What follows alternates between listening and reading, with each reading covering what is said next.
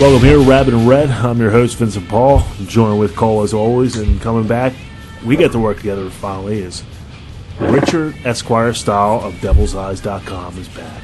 Rich? Yeah, it's about time you had me on the fucking show. I'm out doing my own version of Rabbit and Red. I know, but I don't have you on because I listen to what people want. And, what's that? Less than 30 seconds in. Still on here. Hey, you know, I feel the site's looking good, and there's more traffic coming to it, which is always nice. Yeah, now a lot of that is thanks to you. I appreciate it, Rich. There's not much I can do, but if talking about weird, stupid topics that people somehow want to read, I'm your guy. Yeah. How about this for a compliment? I'll compliment myself on this one. One of the first articles I did on there was the Hansel and Gretel review that I went out to see the night before. That happens once every 7 years. Yeah, I'm surprised you went and saw that. I won't see it on opening night, usually most movies I won't, but that one I really wanted to see it, and that's all. It's okay. It should have been done by a different director. On the show tonight, we have Robert Rustler, that Mike and I got to talk to. Well, actually, I talked to Mike booked, and Mike was to help me out with the interview. Did he sit and listen? Yes.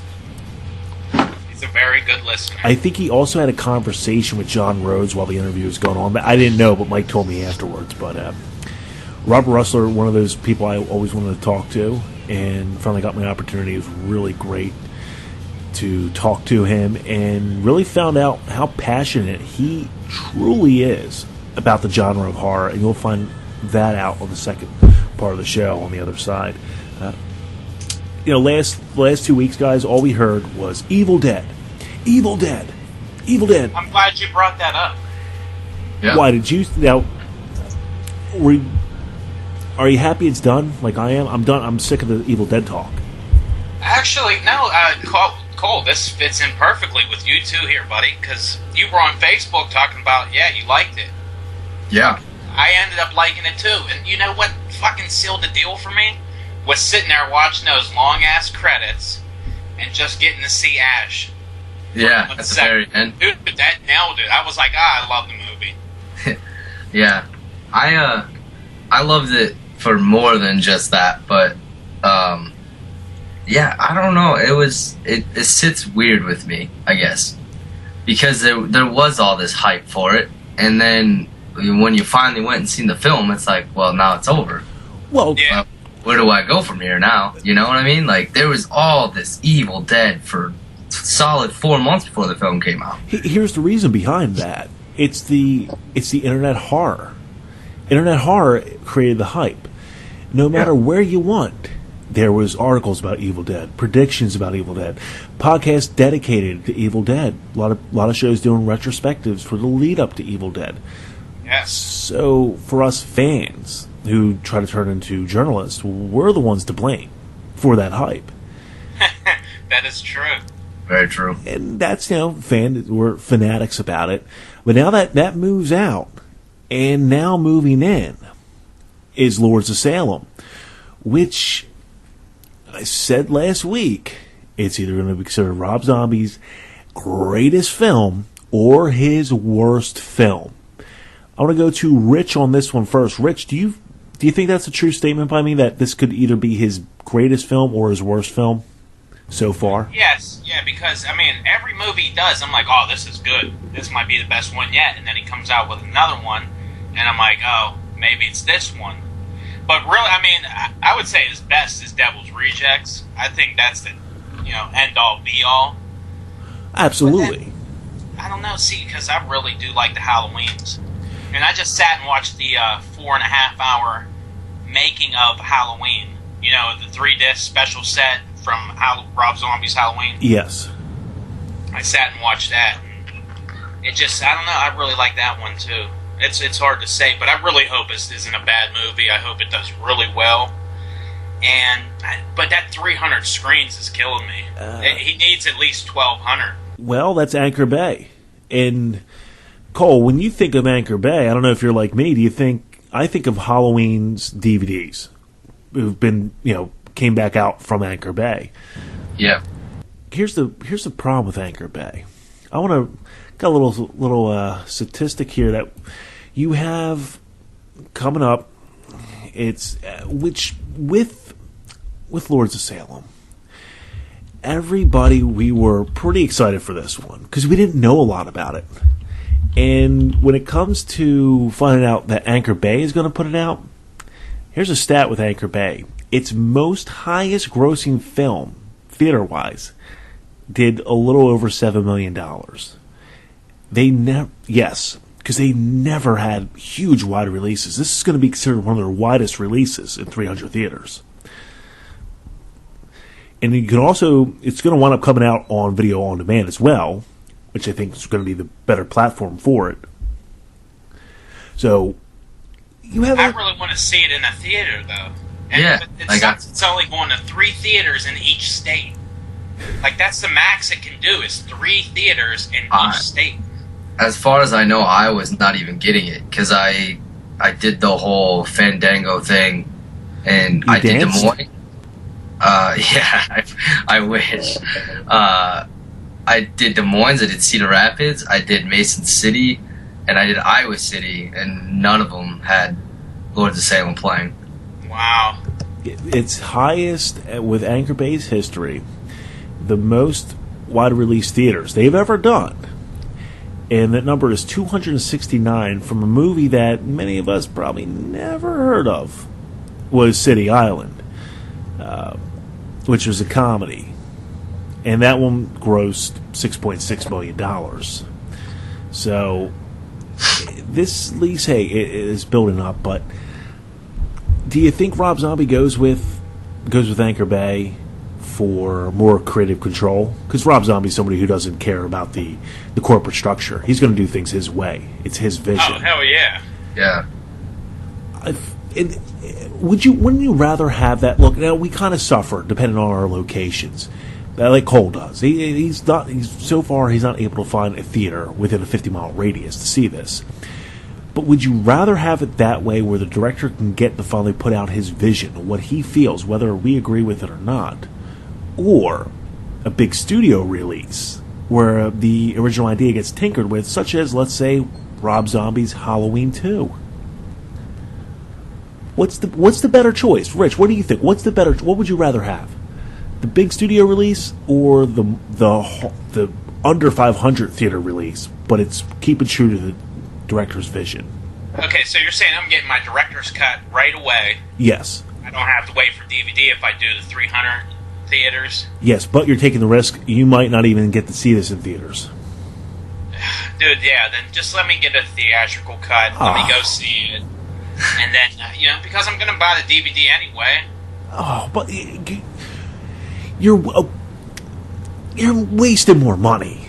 Okay, so that means I got to sit around for a couple months, hope that they, go quick release to DVD, or I got to sit there and hope that somebody puts it up so I can stream it like some shitty handy cam. Yeah. Like, and that sucks. It's even worse. Like, I'd rather not watch. Like, good movies like that, I will not watch. I will not bootleg. I will not do it. I have to see it in the theater, then purchase it. Like, you shouldn't bootleg movies anyway, and I'm not going because it's not right.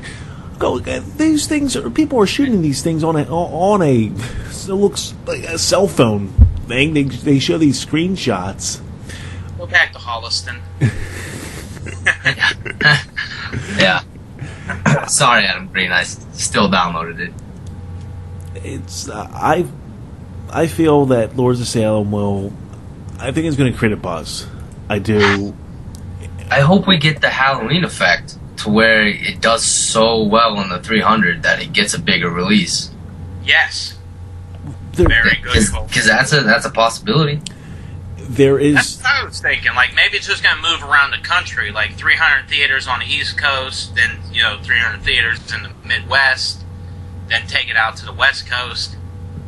Well, that would be a better idea, I think. There's always that possibility. For instance, there's a film that I want to see very badly, and it's nowhere to be found. It's an extreme limited release, but a lot of people are already calling it the best film of the year so far in the short year, which is Disconnect, that stars Jason Bateman, and it's a drama piece.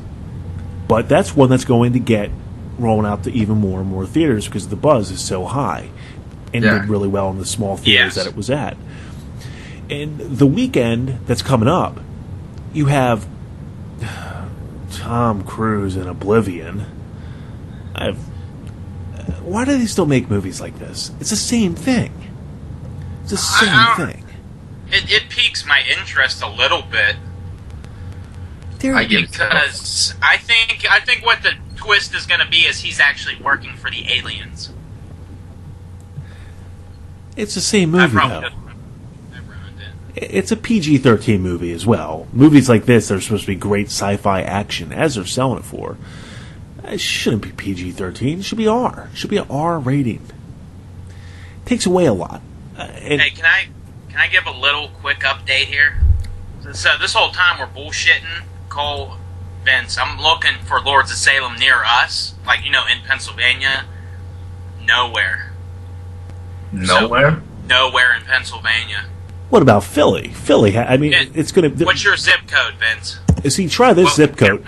Go with the 19152. See, that's my old zip code. That's northeast. It's northeast Philly. Should be at the Ritz. Guarantee it.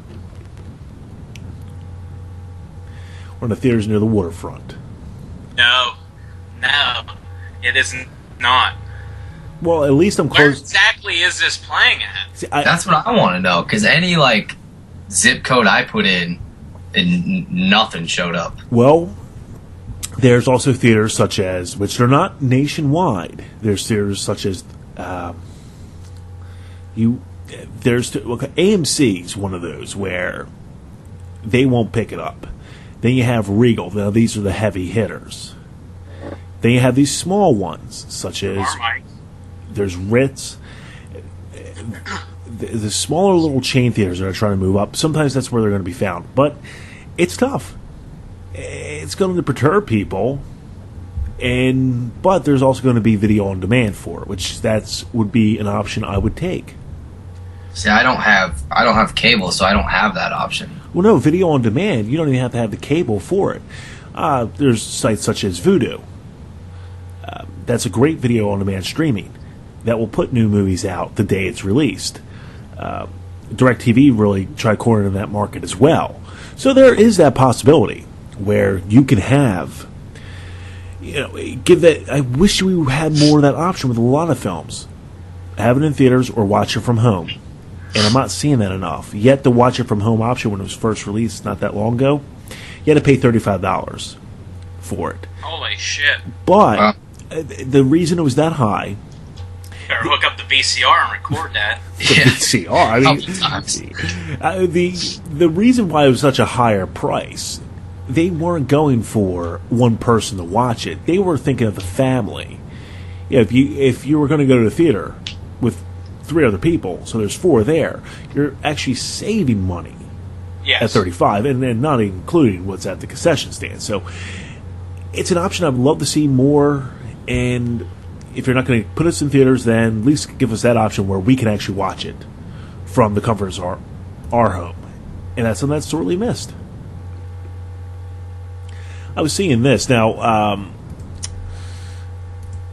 I saw... I'm going to save some of it for the news, but the Lords of Salem giveaway, Rich. Yes. How'd you get a hold of all this? We do shit with Crave Online. That's the banners that run on the side and stuff. Yes. And they show other articles to other sites. Well, that's all powered by Crave. We're even on other sites also, depending on how higher ranking our articles are. So they send me information like that all the time, and then I found that, and I was like, hell, I better put that one out there, because, who would have thought they would do a Lords of Salem giveaway? Well, I wish we could just get this stuff now. Forget the people. Yeah. Can we just get it? Yeah. That'd be nice. I know.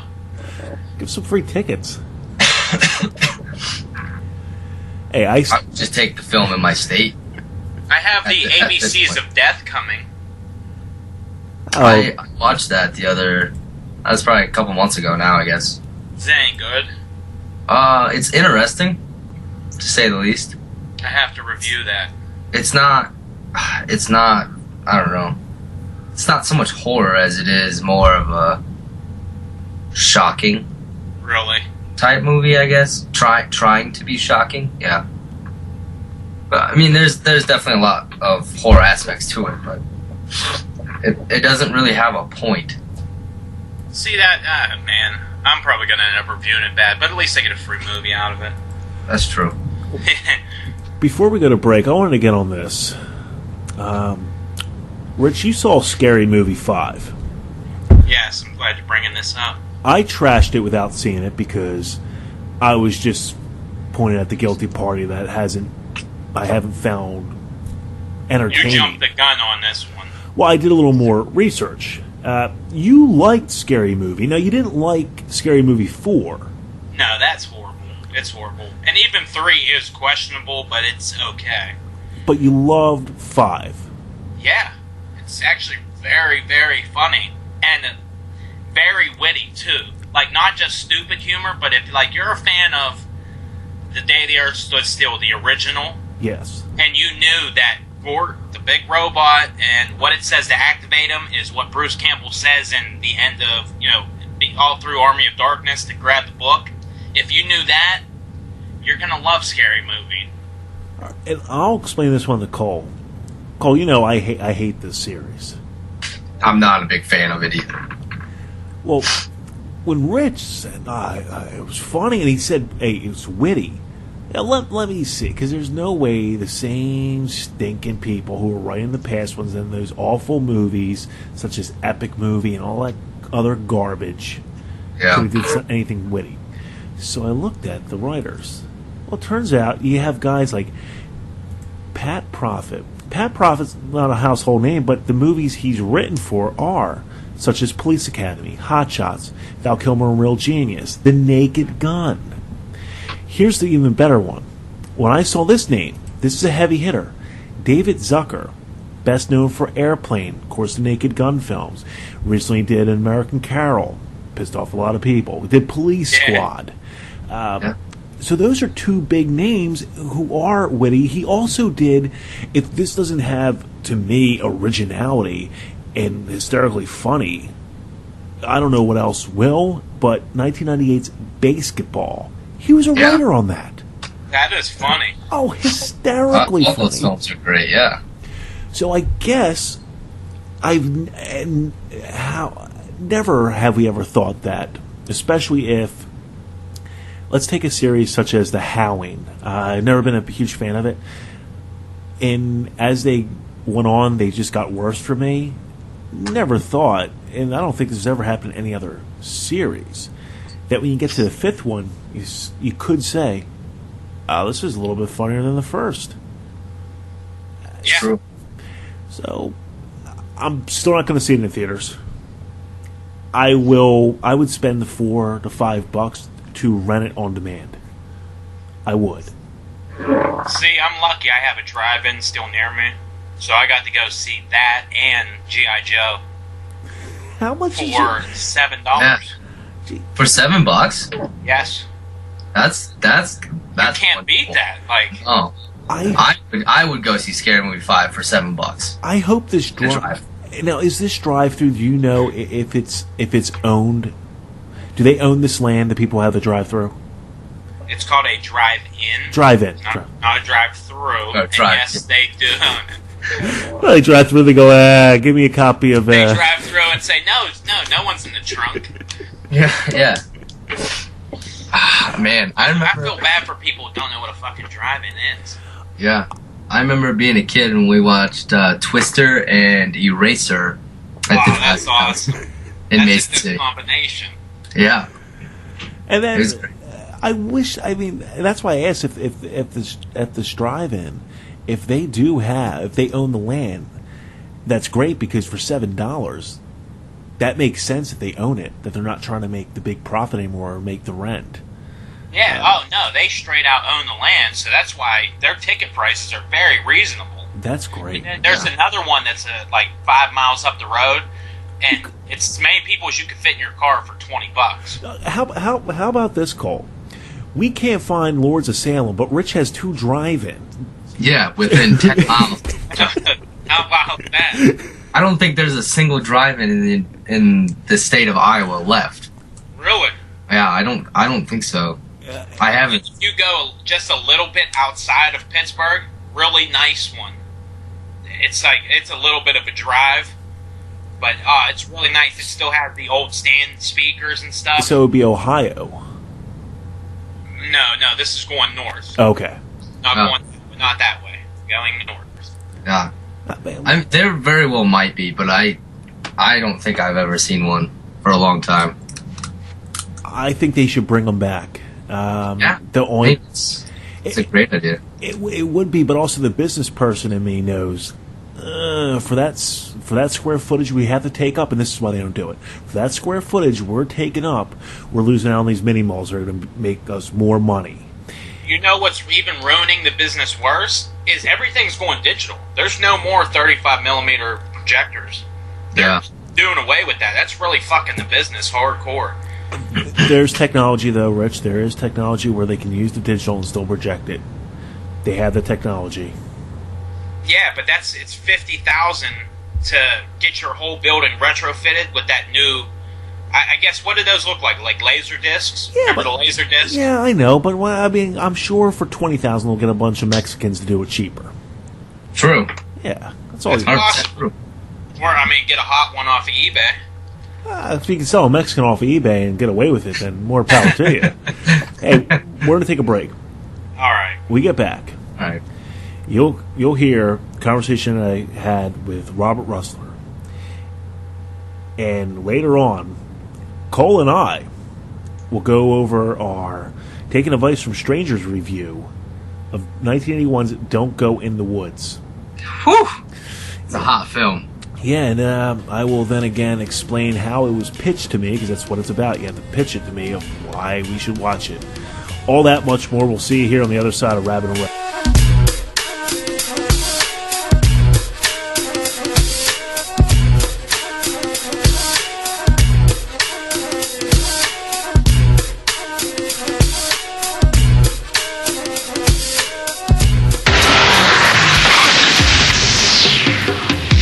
Where are we going? Doesn't matter. What counts is that you're my buddy. My day didn't start off too well.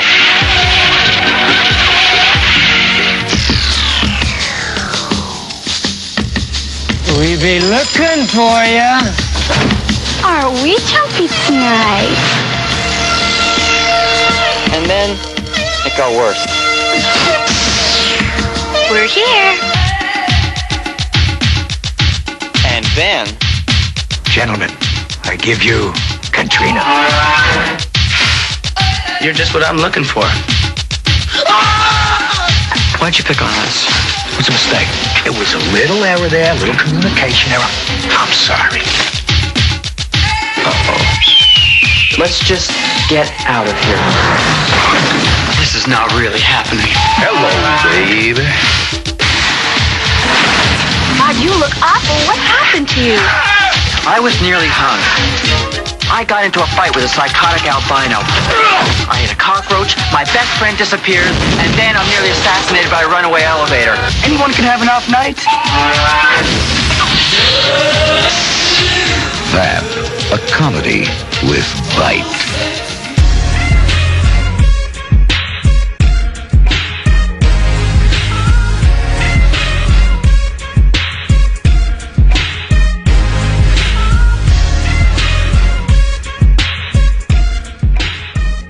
Hey, welcome back here to the show, Rabbit and Red.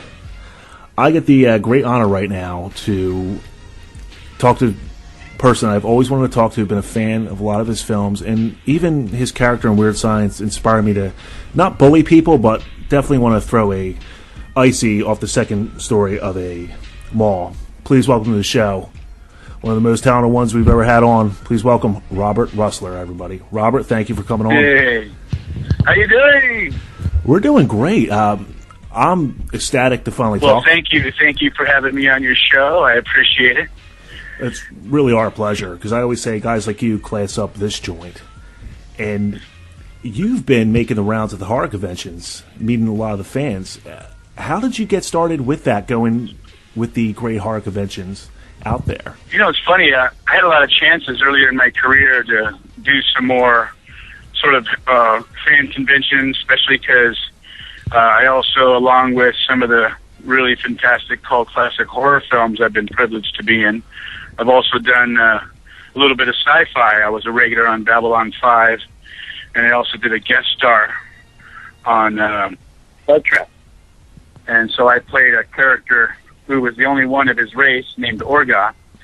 And I had a lot of chances and opportunities earlier, like I said, in my career to go to some conventions. And I wasn't really sure how I felt about it. I guess I was just kind of staying busy. And when I wasn't working, I was hanging with my crew and painting the town red here in California.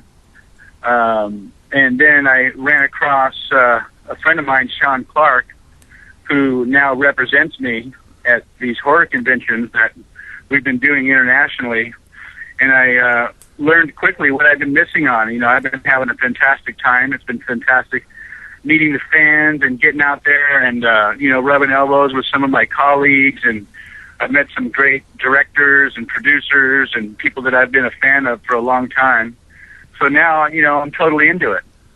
I don't want to oversaturate myself in the market, but I'd like to pick the ones geographically, strategically that I think will you know, have the most opportunity for me to be able to meet the fans and talk to them and get a feel for, you know, what they want. And because I'm starting to be an endeavor of being a filmmaker myself, so it's been great for me.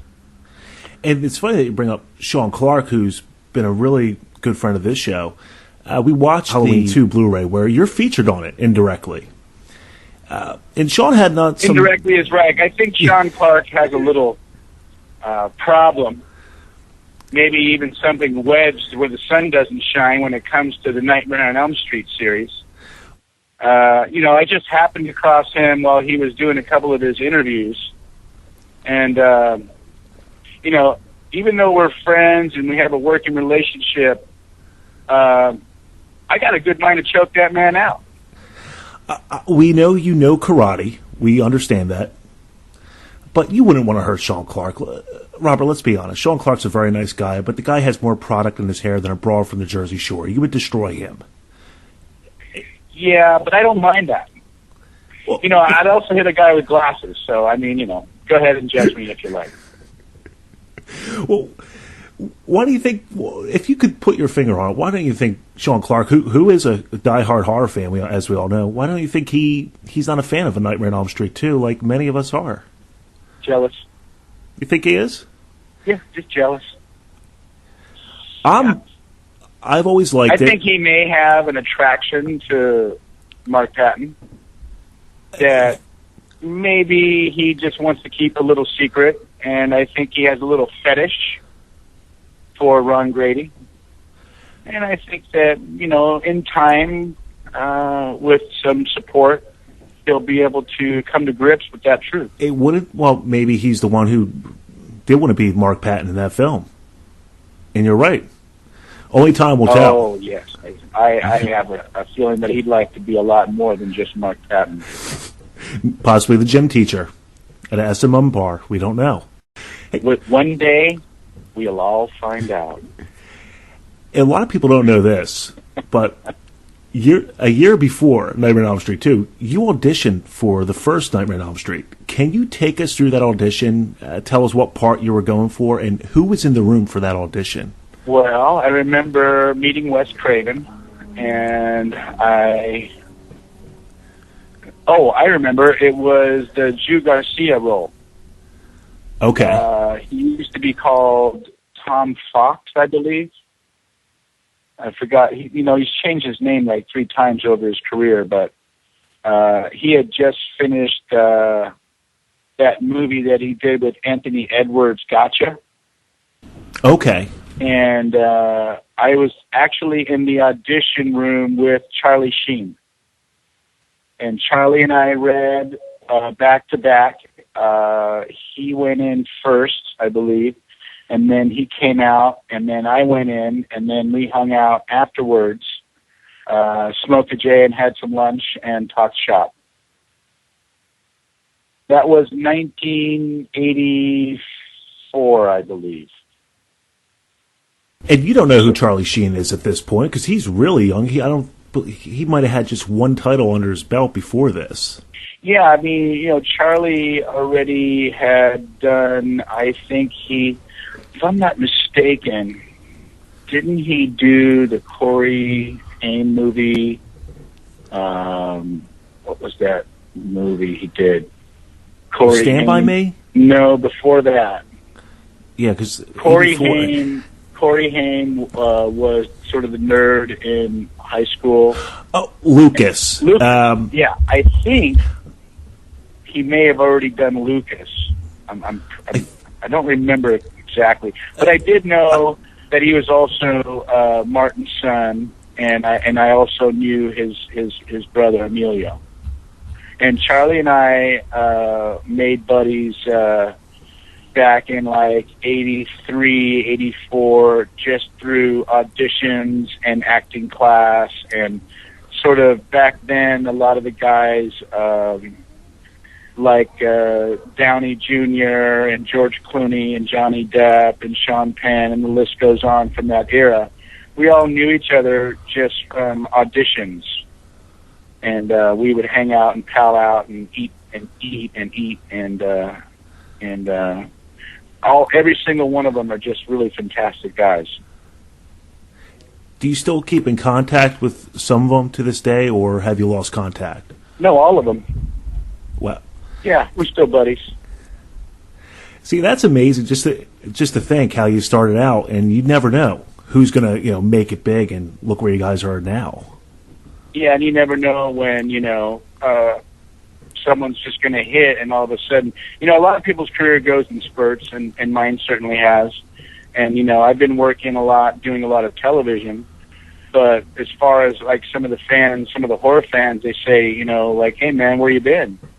And I've been doing shows like The Closer and Medium and NCIS and 24 and blah blah blah. And you don't really stay in everybody's sights that way. I've still been working and doing pretty well as an actor, but I also know that my best work is yet to come. And I've always been a fan. What attracted me to your work, the characters you play, was I'm a sucker for the guy who's going to be the dick in the film. Okay, and you played, to me, one of the best dicks in a lot of these films, such as Weird Science. Thank you very much. Look at Weird Science, and now I'm trying to picture you. When you did Weird Science, you're how old at this point, 19 or 20 years old? Yeah, 19. Wow. And look at that cast. I mean, that has to be, I'm picturing after every time you're done, you guys are going out and partying with the cast of that film, because you're all pretty young. We had so many laughs. We had such a good time. It was one of the most exciting times of my life, honestly. It was my first film, and Robert Downey Jr. and I made fast friends. We met in the audition, and Bill Paxton and Anthony Michael Hall and Robert and I were thick as thieves, and we went to Chicago and we shot some there in Skokie and Highland Park, and then we came back and shot the rest of the film at Universal Studios, and we all still to this day are friends. And you could definitely tell there's chemistry between you and Robert Downey Jr., especially which it made me laugh when I was 6, it still makes me laugh being 31, is when Judy Anderson and Suzanne Snyder are having that conversation at the mall after you drop the icy. And they turn their backs, and you and Robert Downey Jr. are doing that dance in sequence. It's like you could tell you guys were good friends off camera, and it was that quickly. Yeah, chemistry. We really were, and I'll tell you, about 90% of the mall scene was improvised, and John Hughes just sort of let us really, I guess, mesh together, and we befriended each other, and through rehearsals, we had 2 weeks of rehearsal time. And in that time, Robert and I hung out, and it was really a great chance for us to befriend each other and sort of come up with ideas and get to know each other so that we could take that chemistry onto the screen, which, you know, John really gave us full freedom to do. In the mall scene, for instance, that was my first acting ever. I'd been to class, and I had done, I think, one or two commercials, a milk commercial and a union-based sportswear commercial up until that point. And that scene where we pour the slushy, the Slurpee, the icy onto the two, what we call the dicks, and a lot of people call us the dicks. We call them the dicks. To Michael and Alon, you know, the only scripted dialogue for Max and Ian in that scene was Finsky. Or no, $5. That's what it was. $5. That's the scripted line. $5 with a question mark. And so when they rolled camera, that was actually our first take to the master. And I said, check it out. And he said, Finsky, $5. And then we did the whole hand slap with the finger roll to the hair pull to the eye. And, you know, as soon as, it just kind of just came out. We didn't even plan it. Robert and I just looked at each other's eyes and kind of tried to mirror each other, and that's what came of it. And then all after that, John really trusted us to do a lot of our own improvs. Which, by the way, while I'm on it, 3 of our best scenes were cut from the final cut of the movie. Did they ever appear on a special edition? No, and I wish they had. You know, John and Joel Silver, the producer of the movie, I guess had a little bit of a falling out at the end of post-production, and John left the editing process, and that's what came on the screen. Because I don't know if a lot of fans are aware, in the original movie, Robert Downey Jr. turns into a pig, and I turn into a donkey at the end of that film. And we had a blast filming it, and I know that it cost the studio hundreds of thousands of dollars to shoot these scenes, but it just wound up on the editing room floor. And that has to kind of, I guess that's your first lesson of acting, that you don't have that control, and it stinks when you know you have something you put your heart into, and it doesn't get the final cut. Yeah, it was very disappointing. I mean, when Robert and I sat in the screening for the first time and watched the movie, we were a little bit shocked by what happened to what we thought were our best scenes. And Robert also, he drove you to your audition to A Nightmare on Elm Street Part 2. Yes, he did.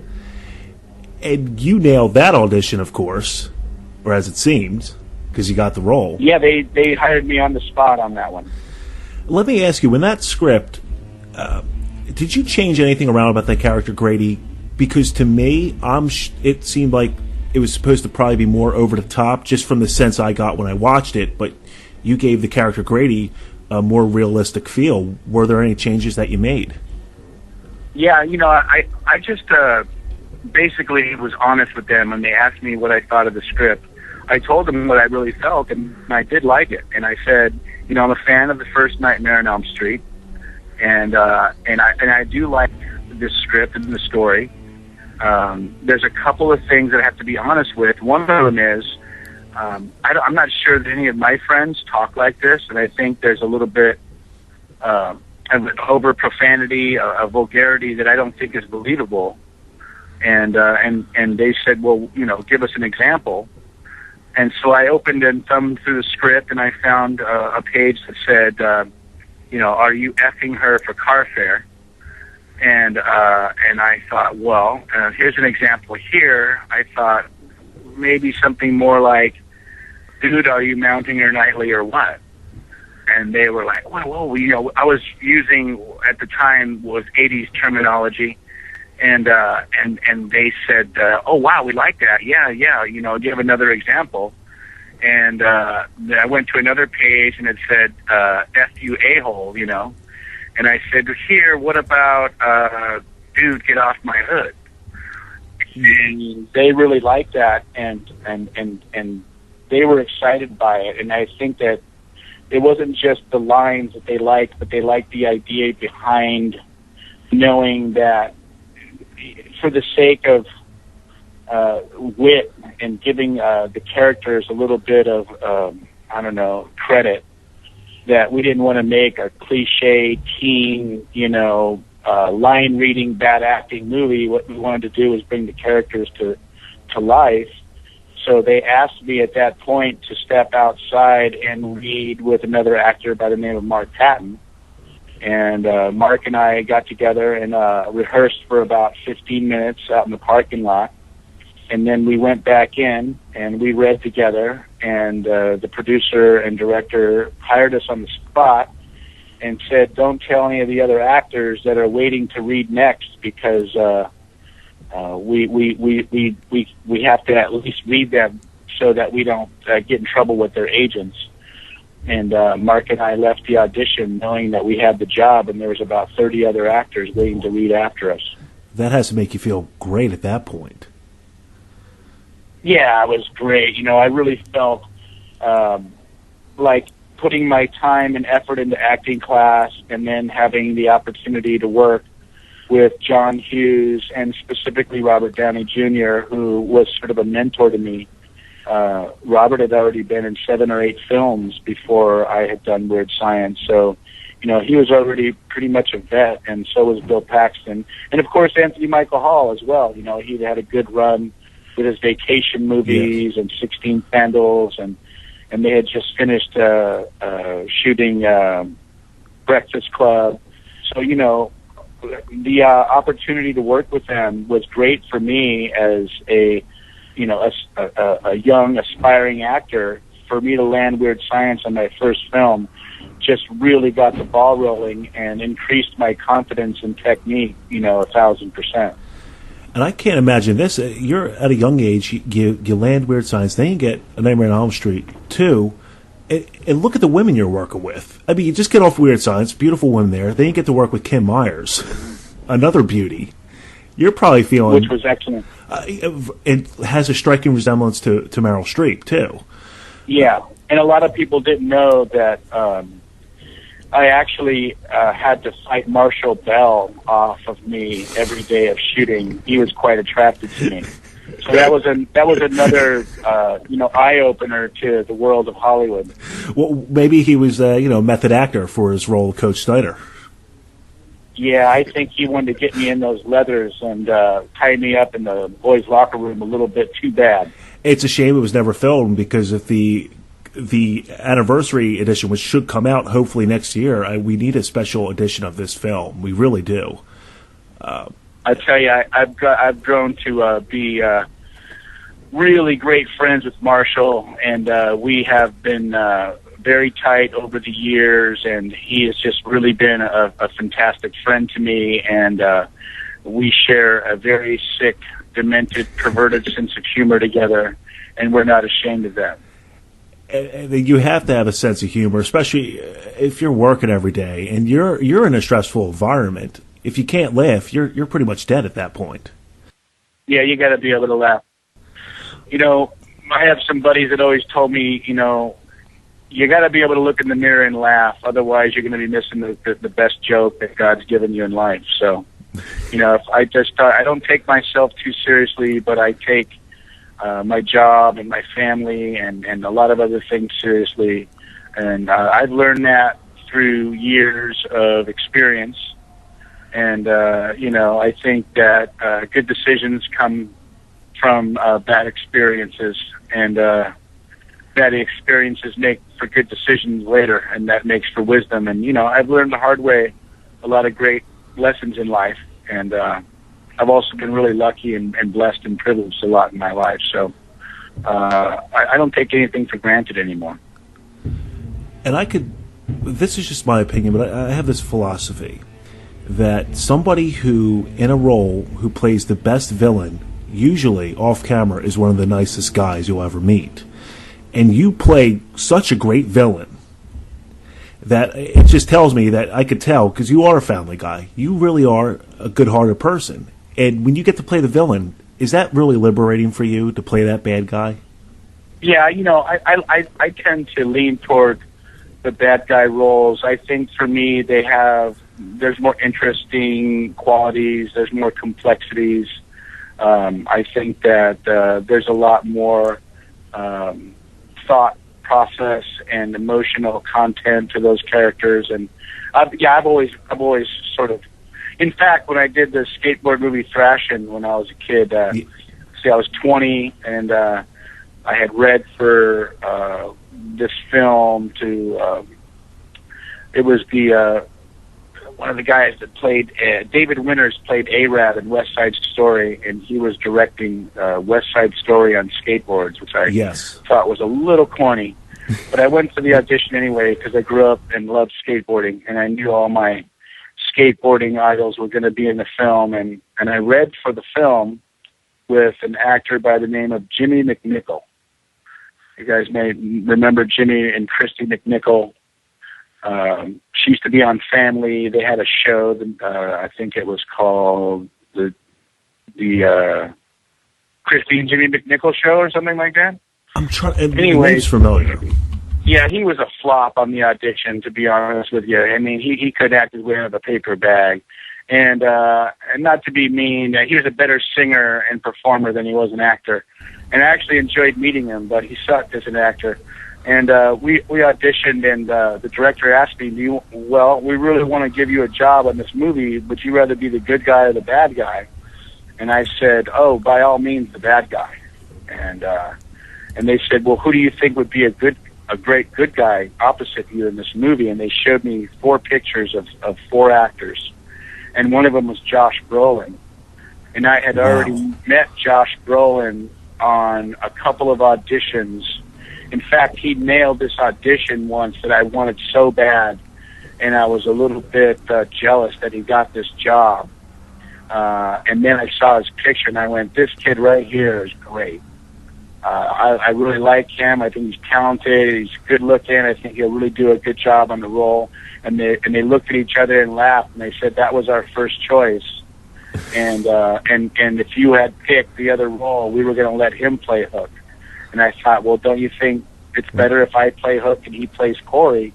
And they said, no, you're right. It's great. It's great. And they cast us. I think he was going to get cast anyway, but I just remember them giving me a choice of the good guy or the bad guy, and I automatically picked the bad guy. And it's funny that you bring up Thrashin'. I wanted to get into this. And we said, you have a family, you have kids. Are they skateboarding at this point in their young lives? Yeah, all 3 of them. Okay. They all 3 skateboard. They all 3 are going to surf camp this summer, and we've already taken them snowboarding. And my boys are 4, 6, and 8 years old. You grew up when you were skateboarding early on. It's not like it is now, where we have the X Games now, and skateboarders are really more public, where you didn't have to go out search for the magazines to find them. This might be a hard question for you, but I think you can answer this. In your humble opinion, especially go back to the 80s on this one, who do you feel was the most inspirational skateboarder to others? Christian Hosoi or Tony Hawk? Well, definitely back in the day, Christian Hosoi. Christian Hosoi was the greatest skateboarder, I believe. His style and his presence and mostly his persona. But nobody skateboarded like him because of the style that he put. He made it look effortless and fluid. And at the time, Tony Hawk is, and still is, a great skateboarder and a great role model to the kids. There's, it was always a close tie for between a lot of people's choices. I myself thought Christian was the best skateboarder that ever lived at the time.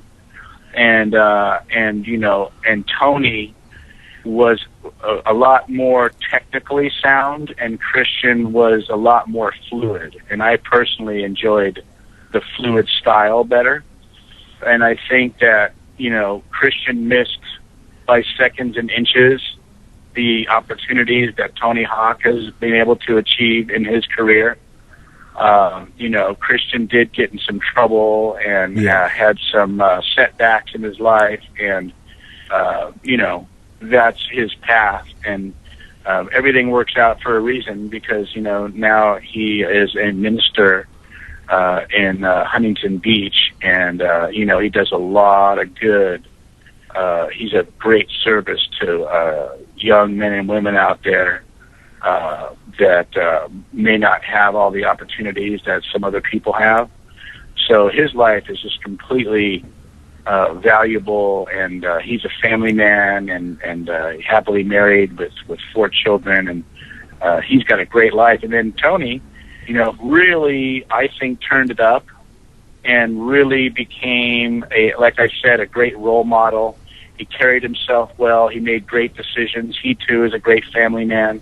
And I think that, along with the X Games and the growth of, Xbox and all the video games and Tony Hawk's and the skateboarding, he really took it to the next level. And I just really commend him. And, you got to give props to Tony as as maybe the greatest skateboarder. Him, Danny Way. There's a lot of guys that really contributed a lot. Also, we can't forget the originals like Jay Adams and Tony Alva, the original Dogtown guys. Yes. But nobody, to me, and I've seen them all.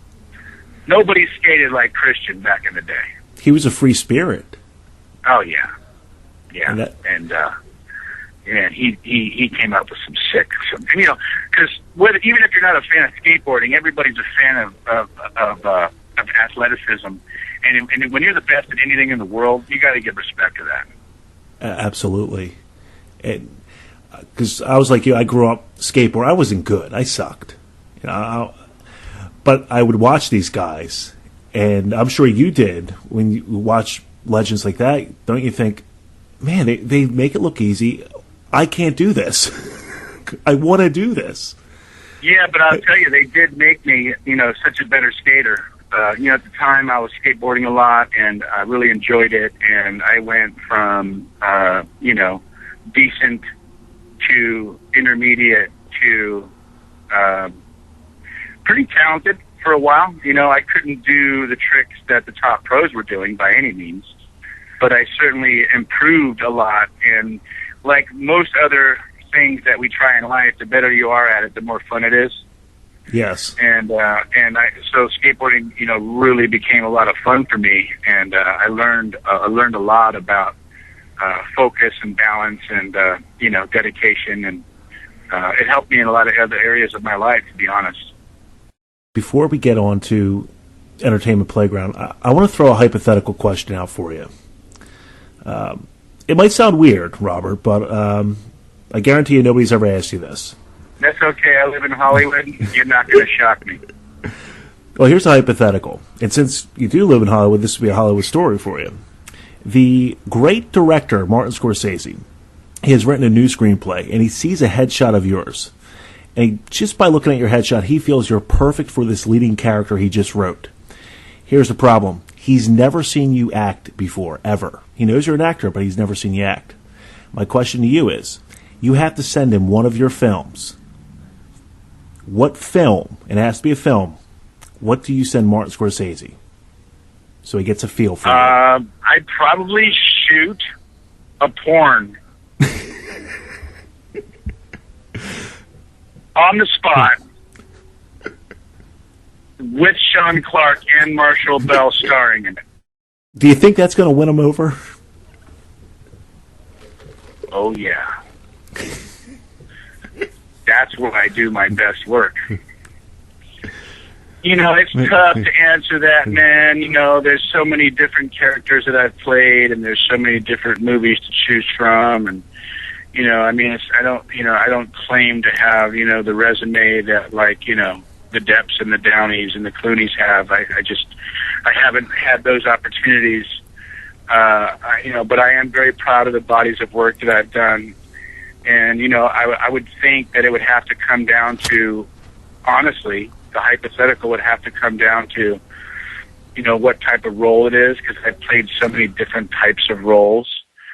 But if I were to send him my favorite movie, of all time that I've done, I'd probably have to send them Weird Science. Wow. Okay.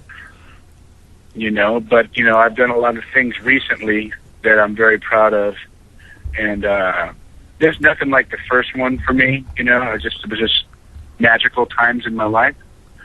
But there's so many different things that I've done recently that I'm very proud of that I think are better, works as an actor, as an artist per se. But that hypothetical is like, that's a fantasy right there. Yeah. I would love to work for Martin Scorsese. I really thought you were going to say Vamps. Honestly, that's what I thought. You were going to go with Vamp. That's my favorite from you, though. That and Sometimes They Come Back. I appreciate that. Yeah. Yeah. But like I say, I might have to send him, some sort of ensemble piece. The greatest moments of Robert Ressler. You have now Entertainment Playground. Yes, sir. How did you get this started? When did this come about? I'm very excited about my new company. I opened a production company recently with a partner of mine, Jay Montalvo. Jay hired me on a film in the mid-'90s called Wasted in Babylon. And it was a small film that never got released. We worked together, though, and I really took a liking to Jay, and we befriended each other and sort of developed a rapport and a trust. And I just love his great business mind, and he likes my creativity. And I've been doing some writing endeavors for the last few years, and we have 10 films on our slate as part of our menu, and we are going to launch as soon as possible with our first film, which I wrote along with a partner of mine, Dustin Warfield. Dustin, I'm sorry, what did I say? That I was thinking of I was thinking Justin Warfield. My buddy is a singer. Dustin Warburton. Sorry about that. Yeah, sorry about that, Dustin. Appreciate it. Dustin Warburton and I wrote this screenplay together called Black Asylum, and it is the first of a trilogy of a suspense horror film, drama, action, adventure, comedy. I wrote this film with Dustin in 8 weeks because Jay and I had pitched our the first movie that I was actually going to choose is a film that I wrote, which is a spaghetti western supernatural horror thriller called Pray for the Dead. And we pitched this to a major studio, and the major studio was very interested in the project and wanted us to make a couple of changes to the script and sort of add some sort of some dimensions that they had asked us to add. And they said, listen, we're not going to be ready for this on our slate right away, but, we do suggest that you go out and stamp yourself as a director and as a filmmaker in the meantime, because we know you as an actor, but since you've not directed yet, we really strongly suggest so that we can, get our investors on board with you. Otherwise, we want to give you about $80,000 and take your script, and you won't have any back end. But if you want to, be involved in any kind of participation of this film, we really like you and strongly suggest you go out and shoot a smaller movie first so that we can see your work. And so I and Dustin wrote this film, and I just shot a sizzle reel for it using some of my actor buddies. Clayton Rohner, Pete David, Marshall Bell is in it. Also, Billy Drago, who played Snow and Vamp. I got a couple of my buddies in it, as well as a few others, and I shot this sizzle reel, which is a 4-minute sizzle reel, and we're planning on putting it up on Kickstarter very shortly. And we're going to get Sean and gentlemen like yourselves and put the word out and try to get the horror fans together to go onto my Kickstarter and help me to launch the first film. I have a lot of tricks up my sleeve, and I have some really fantastic projects that I've been writing and that we have ownership of some other writers that we've been collecting intellectual properties and putting together lots of content. And I'm really proud of my screenplays, and I'm really excited about Black Asylum. And what I'm going to do is utilize all the relationships I've accumulated over the 30 years of my career, from crew and cast. You know, a lot of my actor friends are going to be in it. And funny enough, you know, God works in mysterious ways, Michael, because I've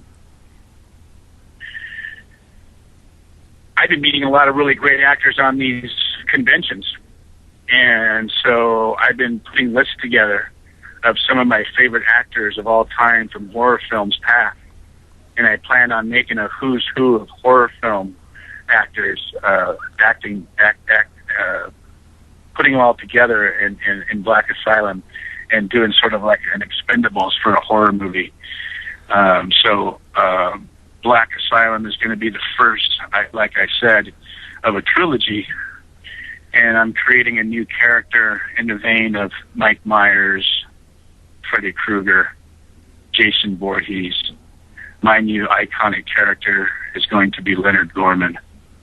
And wait until you meet Leonard Gorman. Can you give us any kind of a tease of what Leonard Gorman's going to be? Is he going to be a masked I killer? can tell you that Monster? I can tell you that Leonard is the head of a psychotic cult posse.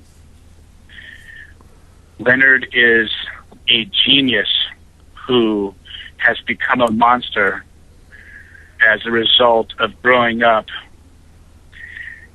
incarcerated his whole life, and has become sort of what society has made him. And there's a twist and a whole dynamic plot that I can't give away yet, but it's what's going to make this film, I think, different from a lot of other films, which is it's all going to be all about the performances, and it's going to be about the characters, and it's not going to be a teen slasher flick, and it's not going to be an unbelievable sort of supernatural flick.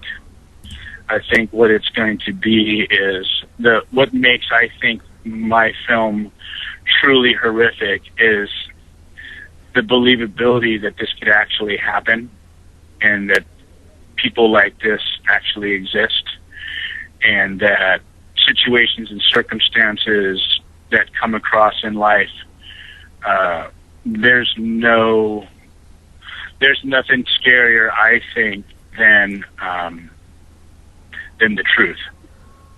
And Black Asylum is something that I'm really proud of, and I can't wait to show the world who I am as a storyteller. And horror fans are going to look forward to that, to say the least. Speaking of which, Robert, how can people get in contact with you if they want to send you a message on? Do you have a Facebook account you'd like to share for everybody, or a Twitter account? Yeah, you know, I have Robert Rustler on Twitter, and also Robert Rustler on Facebook. You know, people can certainly talk with me and get on board, and hopefully too, you know, spread the word to get some support from Kickstarter.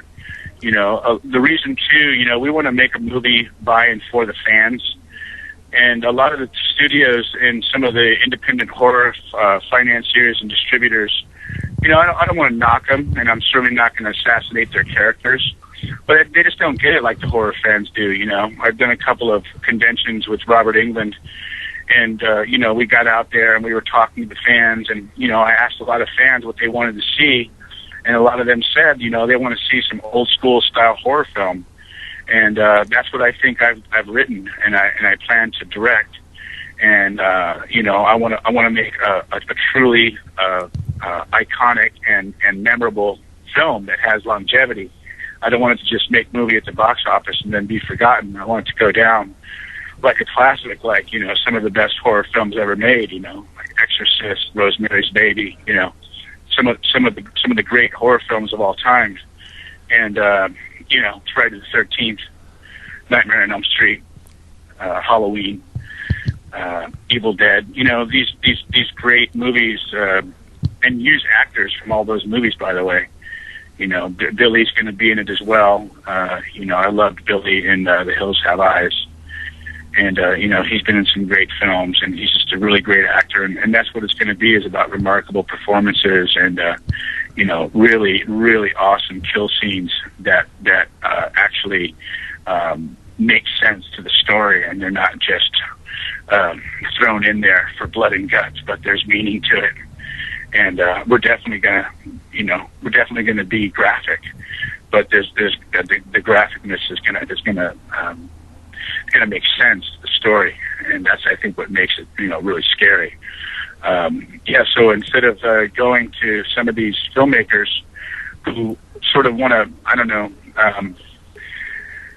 control the filmmaking process, and they have their ideas of what they think the people want, and they're just businessmen throwing around numbers, and they have no creative input. You know, they just think that they know, based on copying what others have done, what they think we should do.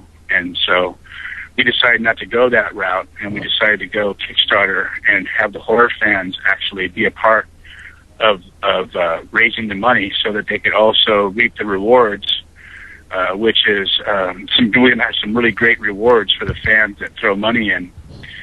We even have some chances to be in the film. We have, you know, some of the rewards are going to be where the fans are going to be able to put a certain amount of money into the movie, and, you know, get some of the cool, I think, memorabilia signed by the cast and crew. Some of them will be invited to the screening. Some of them will be invited to come out to Hollywood for the screening and go to lunch with me and the cast. And you know, there's going to be some great rewards, but mostly we want the fans to, you know, be a part of the process, so that they can feel like it's their movie.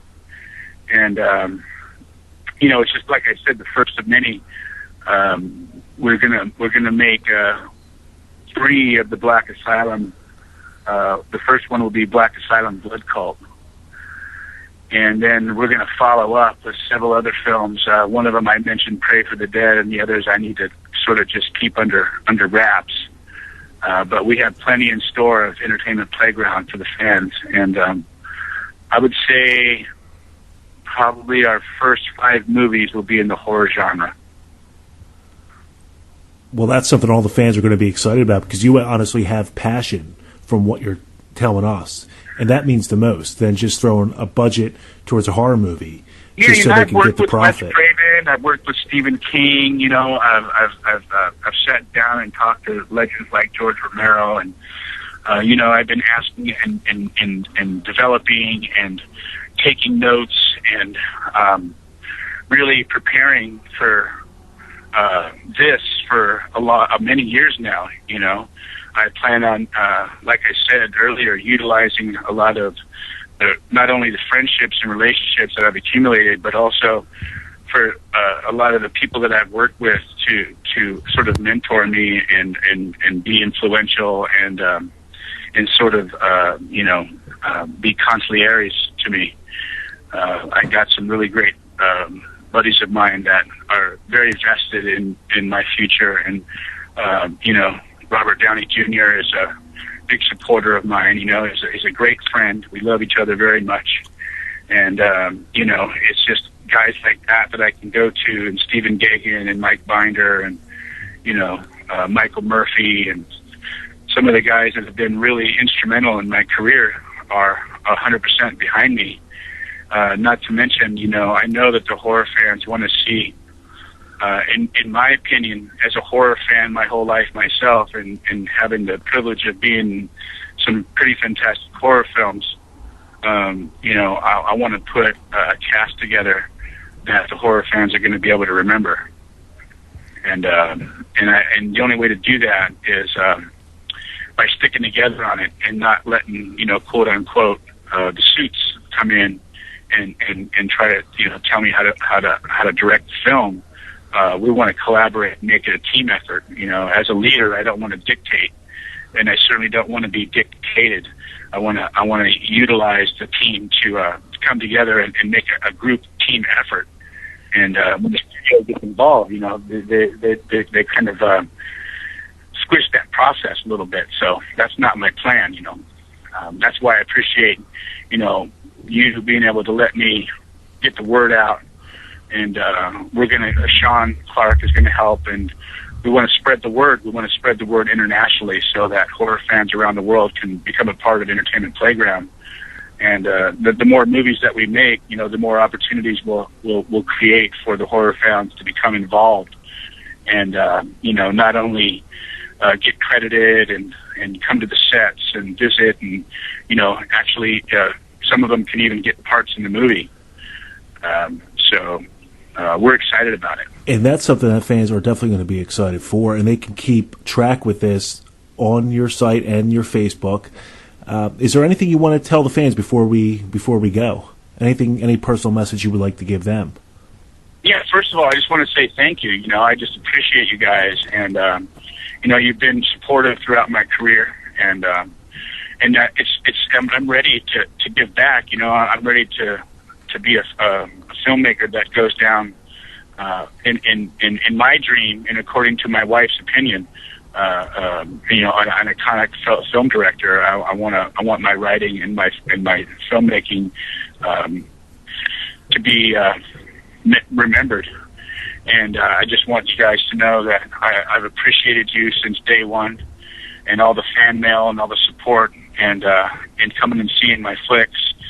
And some of the ones that, even that didn't, become box office smashes when they came out, have become cult classics since.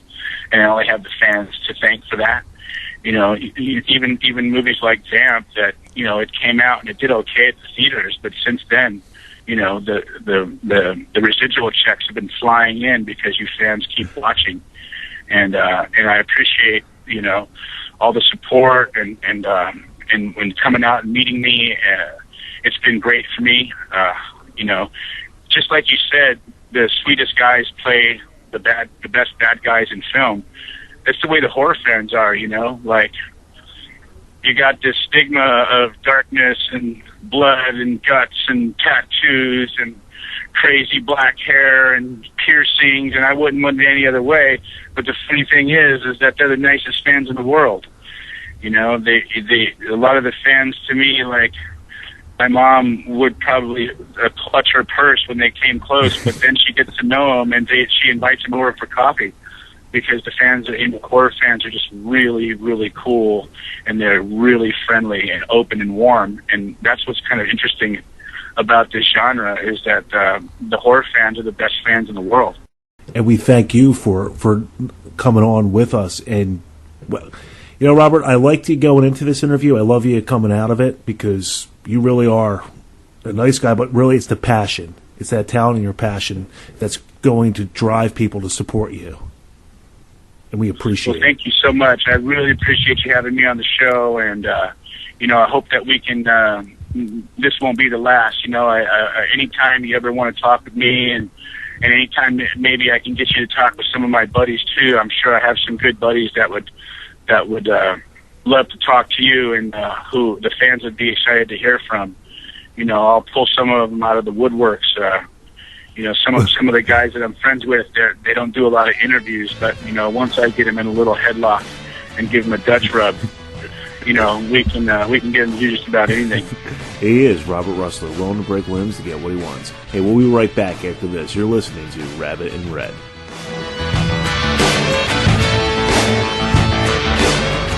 Some people, a simple warning is never enough. By the time Alma heard it, it was too late. Something's out there in the woods, and it's killing people. Joni never thought it could happen to her. Ingrid and Peter couldn't believe it happened to them. Something's out there, waiting. Something a little bit wild and crazy. For some people, a simple warning is never enough. It's your decision. If you want it chopped off, just take it to the woods. Remember, the call of the wild is the last thing on earth. you want to hear. Don't go in the woods. It's coming soon.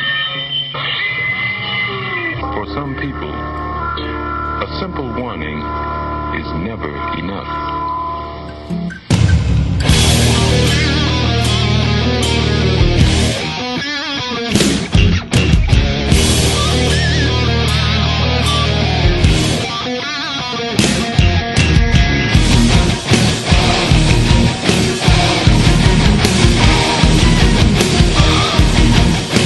Welcome back here to the show. Once again, I want to thank Robert Rustler for coming on. And it's really nice to hear a guy who's so passionate about what he does and somebody who wants to, take away the horror film from the big corporate studios and make it really for the fans. That's really nice to hear, and we'll definitely have him back on the show in the future.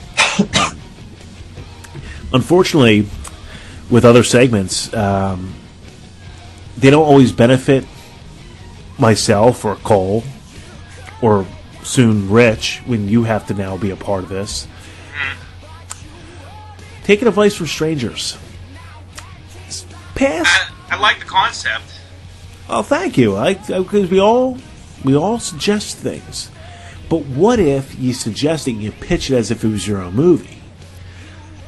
Well, a buddy of mine, Dave, said, "Don't Go in the Woods" from 1981. And he pitched on this. It's a shitty slasher and comedy, but unintentional comedy that you watch with a couple beers and friends. And Cole, based off of what Dave pitched, do you feel he was correct? Yeah, he nailed it. I agree. Yeah. Because if he said, it's really underrated, you go, what the hell's wrong with you? Yeah. Go ahead and tell me what's underrated about any of this film. And Rich, you never saw this film. No, just I seen a trailer of it. Well, back in 81 was the biggest year ever in horror, in my opinion. So much of an influx of horror came out that year. That was the biggest year. A lot of them never was seen or forgotten about, and one of those was Don't Go in the Woods. Don't Go in the Woods. How do you set the storyline for this one? Here's the synopsis. 4 young campers, Craig, Peter, Ingrid, and Joni, backpack through the mountains for a relaxing weekend in the wilderness. They are out camping in broad daylight while someone else is watching them. That is the plot summary. Yeah, the plot summary there doesn't even fit with the movie because there's also 30 other fucking people in the same woods. And that's okay. How do we start off such a horrible film directed by James Bryan? Did that guy do anything else? First off, yes, he did. And now there's one. We'll get into the whole Don't Go in the Woods, but before we do, I want to tell you this. As much as I couldn't stand Don't Go in the Woods, he did a movie called The Executioner Part 2. Here's the funny thing about that. There was never a Part 1. He just did Part 2. And all the mistakes you saw in Don't Go in the Woods are worse in The Executioner Part I don't 2. know how you could possibly get worse than that. Was he just making Part 2 hoping that somebody else would make Part 1? I guess he had wishful thinking, well, I'm sure somebody must have did this, and we'll just piggyback off of it. Yeah. Don't Go in the Woods is not your typical slasher. It is gore. But about 10 minutes in, you realize this movie is going to be dreadful. How do we know this, Cole? How about the photographer and I guess it's his wife? I don't know. I'm assuming his wife. The photographer is a fat piece of shit walking up. But his wife isn't any better. She has to take a break.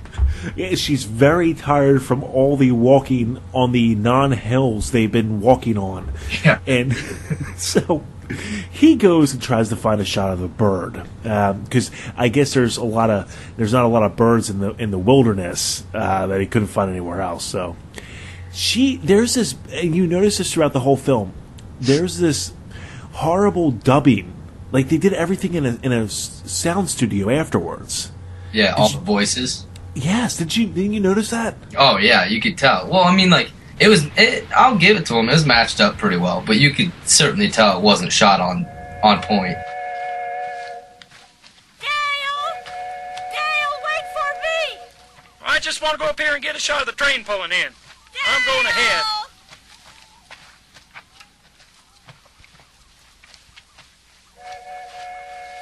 Oh, this is going to be a great shot. Come on. Don't leave me alone. Dale! Dale! Dale! Dale! Dale, where are you? Dale! Dale, wait for me, Dale! Oh, and that clip of Dale. That goes on for like 5 minutes as she's 50 feet behind him. Just walk up to him. You're wasting more energy and breath by calling his name. I like how I'm not even kidding, he's literally probably 50 feet behind her, or she's behind him, and he just ignores her the whole time. Doesn't like, oh, yeah, I'm right here, honey, or anything like that. He's like, oh no, dead silent. Doesn't say a word. He's very concentrated on a bird that he needs to get that shot. He's got to get that perfect lens shot. And Rich, you should watch this because here's the thing: there is not even the worst horror movies out there, the really bad ones, they still have character development, or you might know enough about the character to go, I care about this person. No matter how bad the story is, they still do something. Don't Go in the Woods doesn't have any character development at all. No. Like, you know nothing about these kids that are in the woods. You just kind of see them, and they're there. And it kind of follows them throughout the movie, but it also follows other people. And the only other person that you really get a sort of character development out of is possibly the police guy that might be gay. Who is played by Ken Carter, and Ken Carter was known as Hubcap because he hosted a rock and roll show that used to air in Texas, and this was his only movie he ever did. So that's his first ever and only acting role, and he's very feminine. But how about the scene where they do that false scare, and it's a attractive woman roller skating? But you don't see she's roller skating. It looks like she's running, and she's you don't know what's going on. Like, and you see the sheriff, and he moves, and as she rolls on by, and we see she's not being chased, and he says, "I guess it's going to be one of those summers." Oh, hi.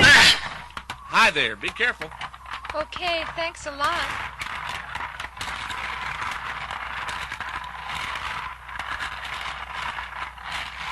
Gonna be one of those summers. Yeah, yeah. And then, like, we should do a reunion show of this movie. We would, but most of the cast members died of embarrassment. Yeah. Or obesity, because that fucking that sheriff was he was a big guy. Well, they called him Hubcap for a reason, I guess. True. So, there is nothing redeeming about this film. And that was a sad part. At least, Cole, when I started this off and I said Ninja 3 The Domination, that has more redeeming qualities. Yeah, absolutely. Well, my biggest thing that I was just really puzzled on the whole movie is, what is this chick doing out there painting in the middle of the woods? It's the middle of the summertime, and there's a baby strapped to the tree, this makeshift fucking swing thing. Yeah, Rich, this is great. There's a female artist who's painting a tree. She's not painting anything special. It's a tree that she could have just did in her backyard. Yeah, at her house. and her baby's in this harness that's connected to a tree. and you don't see the killer coming, and then all of a sudden, just starts stabbing her in between the canvas, and there's fake blood everywhere, which just literally looks like red paint. Yeah. And it's not even supposed to be red paint. It's the quintessential set up to kill character movie. Like, we don't know anything about them. We don't need to. They're just when you see this person on the screen that you never seen before, they're going to die in a minute from now. That's what this is about.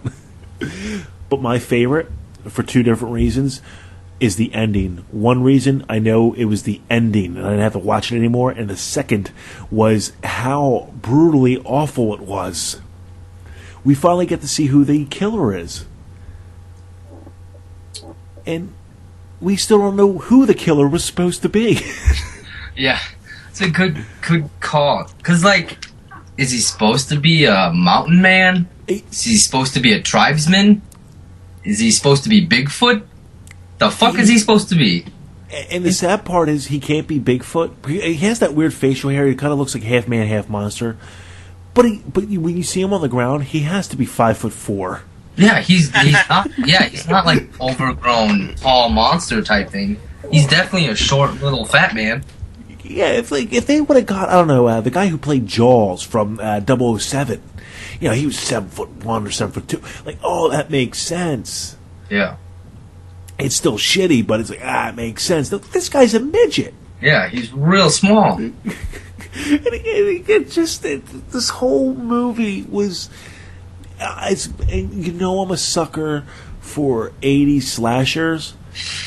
And when I hate something from the 80s slasher realm... Yeah, it's not good.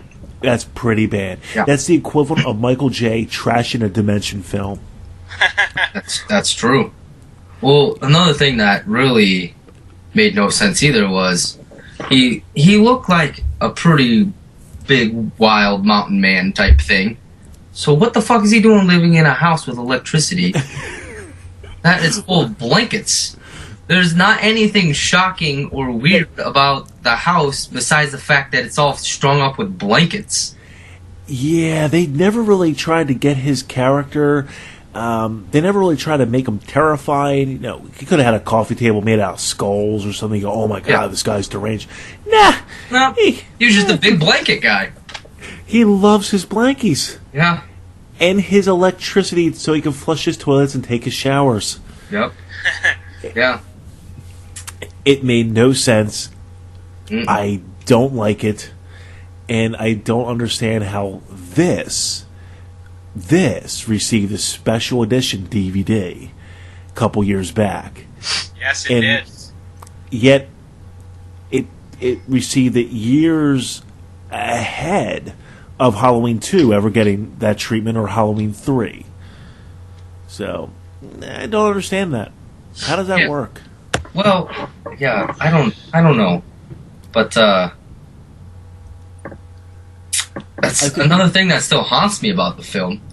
There's a lot of moments that haunt me, trust me. But the end scene when the two campers, main characters, I guess, whatever you want to call them, finally they just kind of catch the guy and just kill him. Yeah, like there's no like epic battle really, or epic scene of how they catch him. They just kind of catch him, and then they beat him in. Which they beat him in with sticks, I think. Yeah, branches, like branches. Big enough branches. They're stabbing him with them, and the whole time he's just. That's how it ends, huh? Yeah. I thought the fat sheriff was going to shoot him and then die. They don't even go that route. Yeah. No, it wasn't like a big blowout scene or anything. They just. And by the way, the whole time that they're stabbing him or killing him, it sounds like they're beating a wooden table. Because that's what they were doing. Concrete, yeah, or something like that. Like, you don't see anything of them like hitting him. You just like see their sticks go up, and the sound of like wood hit together. Oh my god, he was made out of concrete. He was made out of cement. He was pure solid. It was the Thing from the Fantastic Four. That's exactly what it was. So, if we have to grade it out of the star system, out of 4 stars, I'll go first. I give it a half a star. Yeah, can we give quarter stars? Is that even possible? No, it's either half a star is the lowest and 4 stars is the best, and half for me. Yeah, I also give it a half. It's lucky it's even getting a star. And Rich is lucky he did not have to sit through this. Yeah. Yeah, I'm glad I didn't watch this film. It's well, let's just say when they decapitate a wheelchair man's head, you can clearly see that the head is already detached before they hit it off.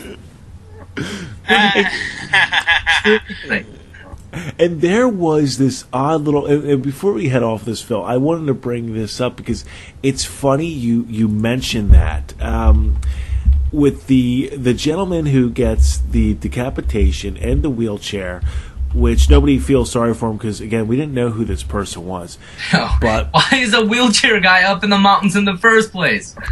How did he get there? He's like by himself. You can see him. He's he had some real dick friends. We'll just leave him here. Yeah. There was many years ago. I'm talking like the early 10 to 11 years ago. I used to here and there you go on the message boards, and there was a great horror message board, and I remember reading this thread, which was Friday 13th Part 2 versus Don't Go in the Woods, and this was the second time really hearing about Don't Go in the Woods, and I couldn't rent it at the time because there was Blockbuster didn't carry this or any other place, but the thread was that people were bashing Don't Go in the Woods, not because it's a bad movie, but bashing him for ripping off Friday the 13th Part 2 with the wheelchair killing. That was this thread. That was the key thread. Yeah. And it bothered me to no end of, and I didn't even see Don't Go in the Woods at this point. I think, why would you waste your time? This movie sounds really bad. Yeah. So, then again, Alone in the Dark from '82 by Jack Shoulder, Friday the 13th Part 3 took from that because of the hockey mask. Because actually that one was done before Friday the 13th Part 3. So if anybody's going to point fingers, I point fingers at Steve Miner or whoever came up with the mask. Yeah. Directly. And still that's kind of the up in the air. I prefer Alone in the Dark over Friday the 13th Part 3, so I'm a little biased. Hey, Rich, what's going on in the news? What's the biggest topic? What's been the biggest one on the devilseyes.com site? The trailer for Hangover 3. Yeah, I caught you off guard with that one. Yeah, there was a silence there for a reason, Rich. Why are they making a third one? No, that's not the biggest thing. But you didn't know Hangover 3 is coming out? I don't want it to come out. The second one was good, but don't mess it up with a third. It's the trilogy. It's not just a random sequel, it's a trilogy, so that means this is going to make sense. Unless they make us, Hangover 4 and pull like a Scream, where there's something that we didn't know, or that we need to know that happened in the future. I would put a lot of money to say that would never happen.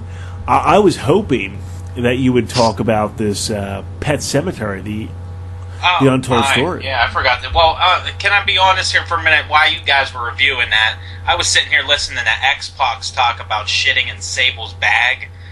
This took place back in the 90s, I guess. And it's just you guys were talking about wrestling during the break, so I figured, I'll just kill some time and watch some old wrestling stuff real quick. And then before that, I was in the top 10 biggest returns to WWE and shit like that. That is the Devil's Eyes Rich Style, and soon enough he will get his GED, everybody. Yeah, he's got his grade 10 right now, but... So, anyway, what's going on with Pet Sematary is probably the definitive documentary that will ever be written, produced, directed, and created. I wonder how long this can be. I never knew there's a lot of story behind the scenes for this to be a standalone, if you will. Yeah, nor did I. I mean, it is a classic, so I could see the breakdown of it. I wouldn't go that far. I can't stand the movie. Is that wrong with me? You serious? I don't like it. Now I'm really beginning to worry about you saying that you enjoy Nightmare on Elm Street 2 and you're not a fan of Pet Sematary.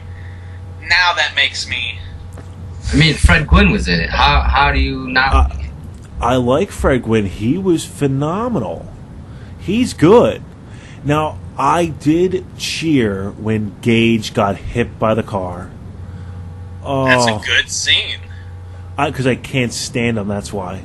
Couldn't be Couldn't happier. stand the little kid? Yeah, I was never a fan of him. He always had that. I think it's just his face. Now, by the way, he looks really normal, except I think he's like really short. He's very short. What, Gage is still alive? Oh yeah, yeah. You should look him up. Look him up on IMDb. You'll see he doesn't look anything like he used to, and yet he's normal looking. But I couldn't. Here's my problem with Pet Sematary. It's the casting. That's my biggest... I never liked Denise Crosby's character.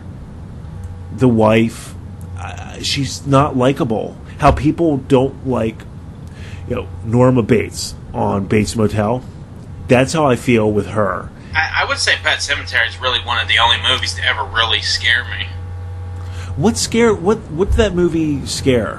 What was it? What was scary to you?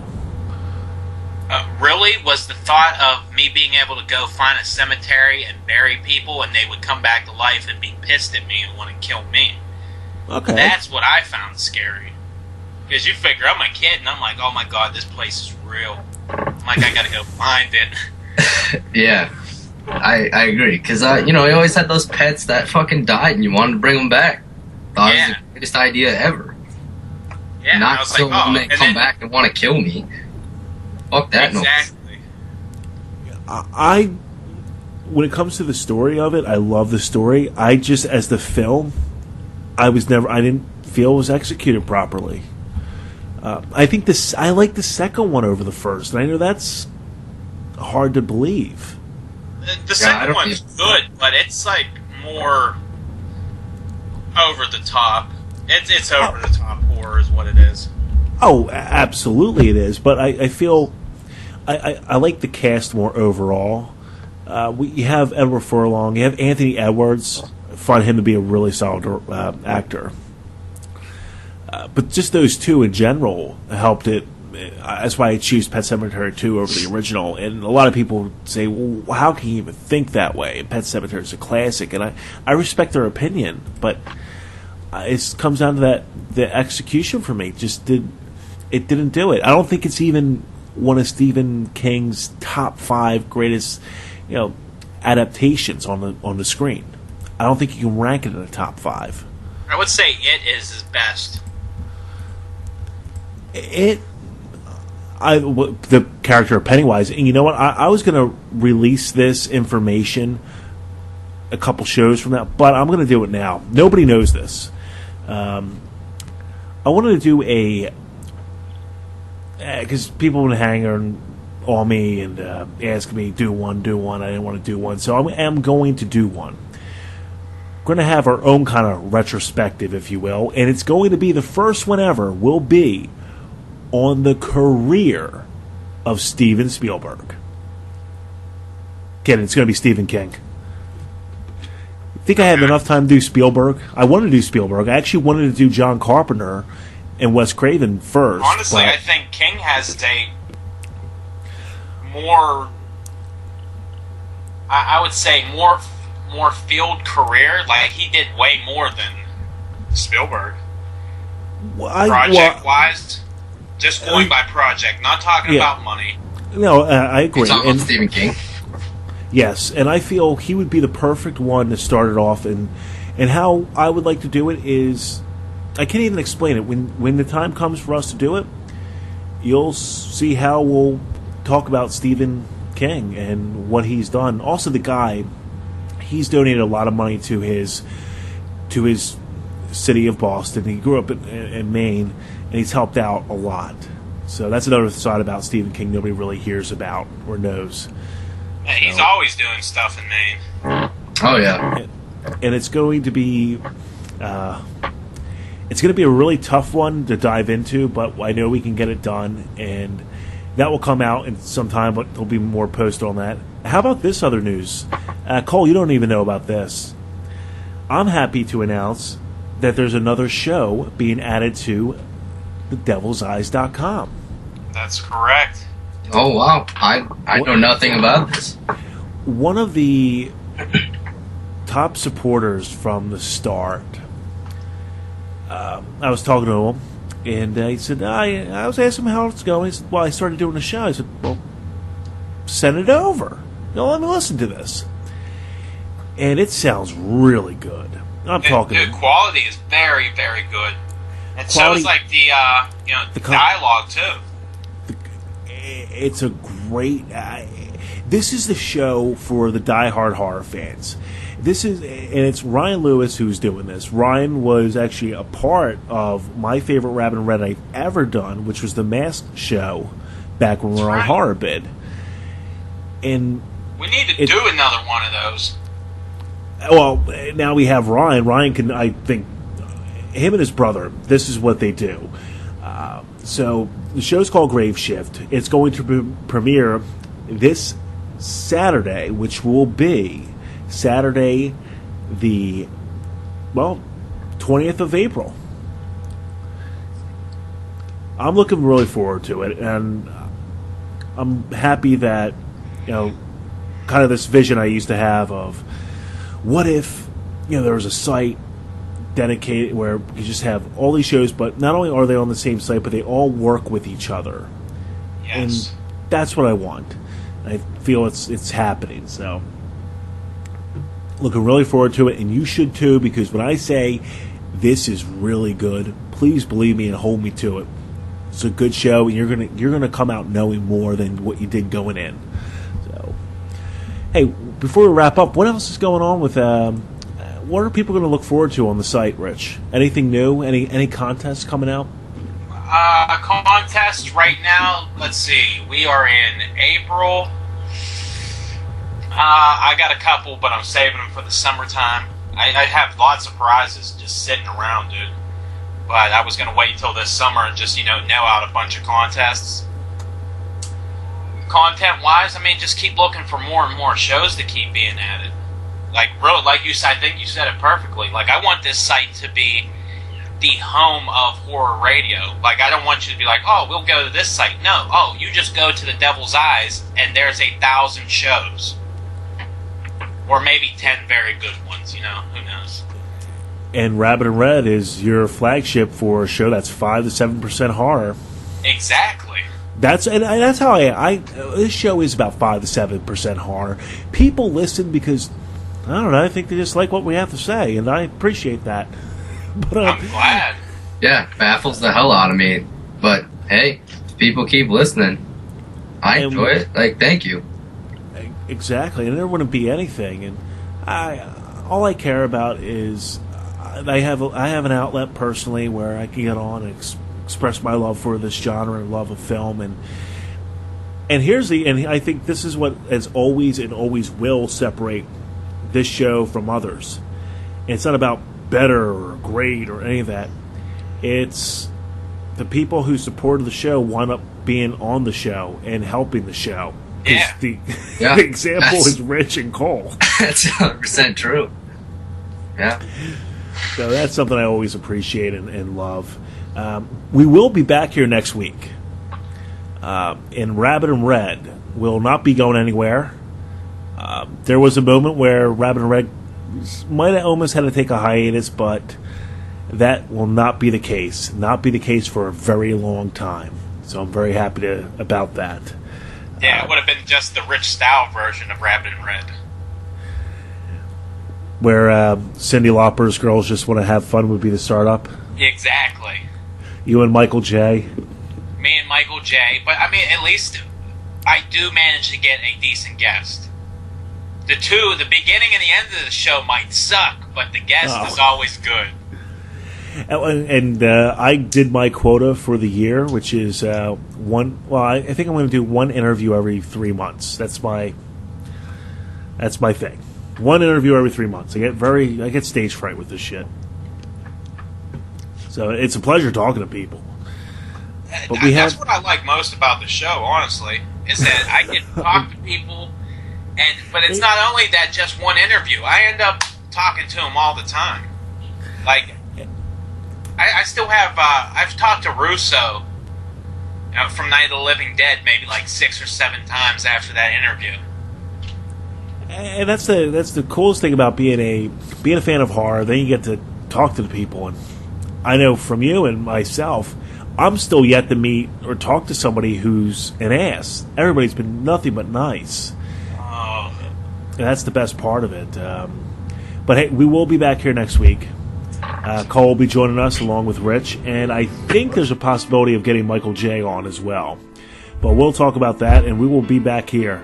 For everybody, remember, check out devilseyes.com. Check out Morbidly Made and Grave Shift this week with brand new episodes. Take care, everybody. Let's dance in style, let's dance for a while. Heaven can wait, we're only watching the skies. Hoping for the best, but expecting the worst. It's gonna drop a bomb or not. Let us die young and let us live forever. We don't have the power, but we never say never.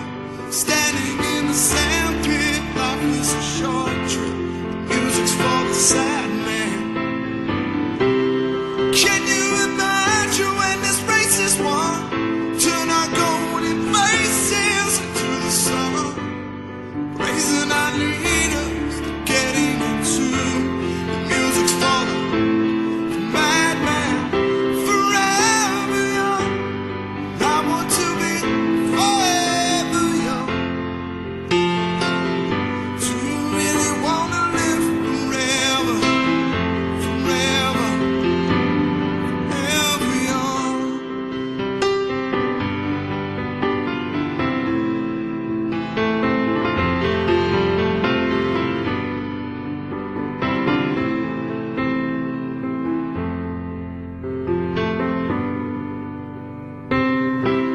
Summer like water, summer like the heat. Summer a melody, summer the beat. Sooner or later, they're all be gone. But don't they stay young? So hard to get old without a cause. Don't wanna perish like a fading rose. Youth like diamonds in the sun. Diamonds are forever.